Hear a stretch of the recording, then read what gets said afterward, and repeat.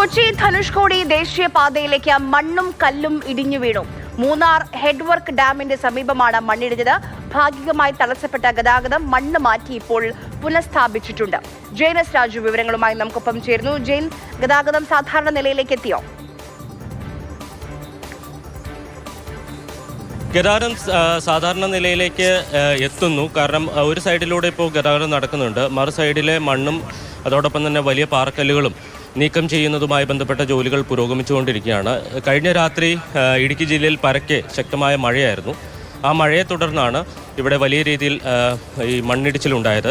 ഈ ദേശീയപാതയുടെ നിർമ്മാണവുമായി ബന്ധപ്പെട്ട് വലിയ പ്രശ്നങ്ങൾ ആ മേഖലയിൽ നിലനിൽക്കുന്നുണ്ട്. കാരണം അവിടെ ദേശീയപാതയുടെ നിർമ്മാണവുമായി ബന്ധപ്പെട്ട് ഈ വീതി കൂട്ടുമ്പോൾ അത് അശാസ്ത്രീയമായ മണ്ണെടുപ്പാണ് അവിടെ നടക്കുന്നത് എന്നുള്ളതാണ് പരാതി. ഈ ഹെഡ് വർക്ക്സ് ഡാമിൻ്റെ സമീപത്ത് ഇതിനു മുമ്പും ഇത്തരം മണ്ണിടിച്ചിൽ സാധ്യതയുണ്ടെന്ന് മുന്നറിയിപ്പ് നൽകിയതാണ്. പക്ഷേ ഈ കരാർ കമ്പനി അതൊന്നും പരിഗണിക്കാതെയാണ് ഇത്തരത്തിൽ ഈ മണ്ണ് നീക്കം ചെയ്യുകയും മണ്ണ് ഇടിച്ച് താഴേക്ക് ഇടുകയും ചെയ്യുന്നത്.